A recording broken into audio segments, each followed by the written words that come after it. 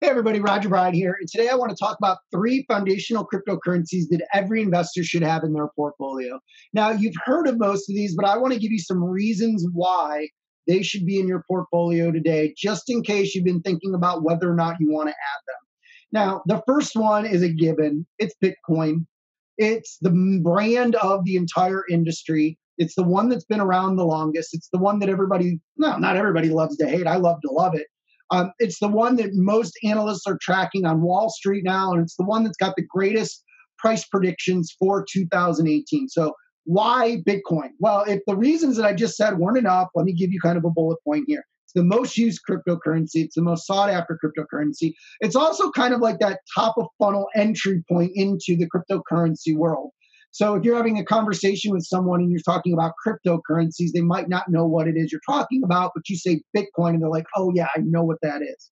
It's the way that most people get informed about the industry. It's the thing that you see on CNBC more often than anything else. It also has the greatest dominance in the market. And right now it's floating around 45% of the overall market is sitting in Bitcoin from a market cap perspective.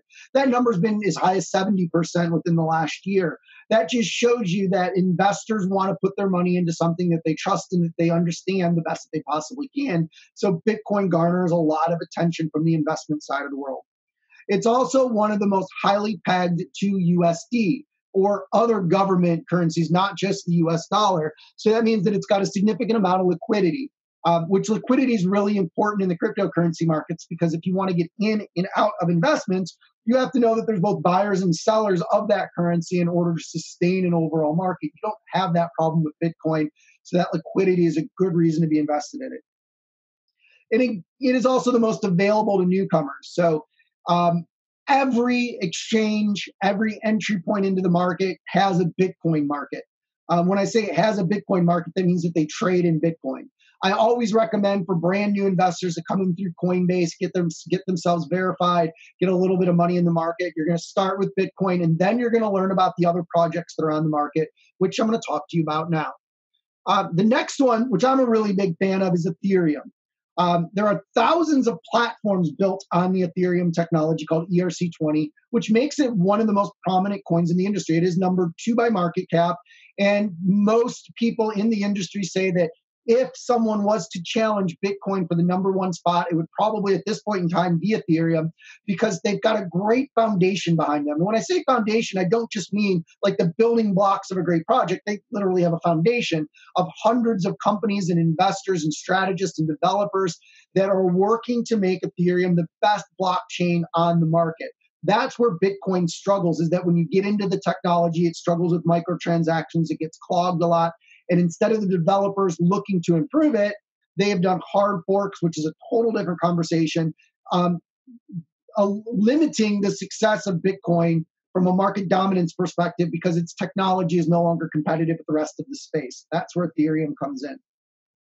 The Ethereum network or the Ethereum platform, ERC20 or the Ethereum token, give business owners or creators the ability to create functions that stake tokens on their blockchain, but create a separate digital asset out of that.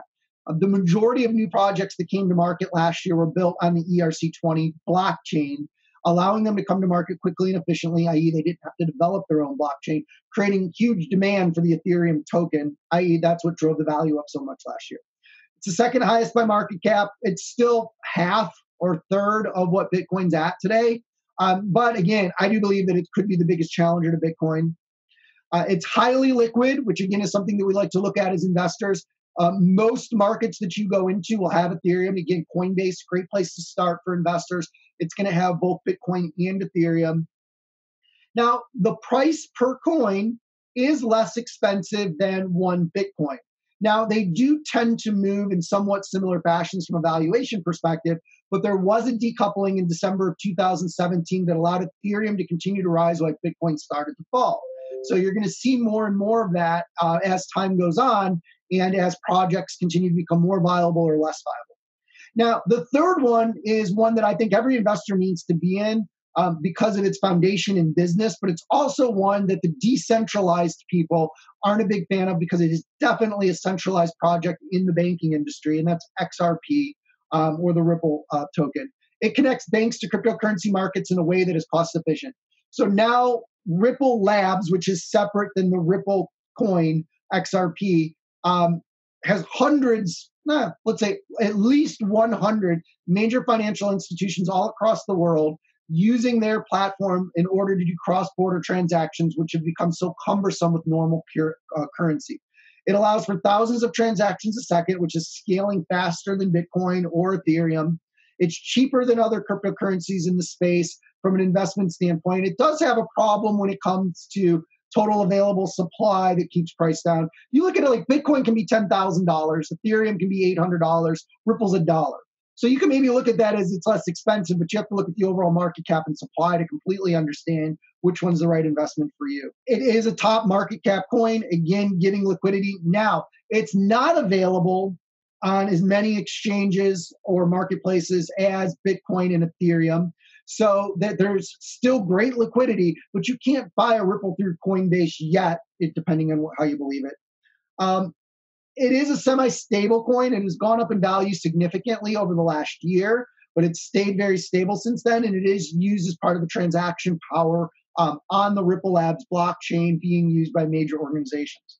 So anytime you're looking to invest, you want to come up with an investment strategy. And we'll talk about that in some of the other videos, but if your investment strategy is, I want to be with the blue chips of the cryptocurrency world, you're not going to go wrong with Bitcoin, Ethereum, and XRP being part of your portfolio.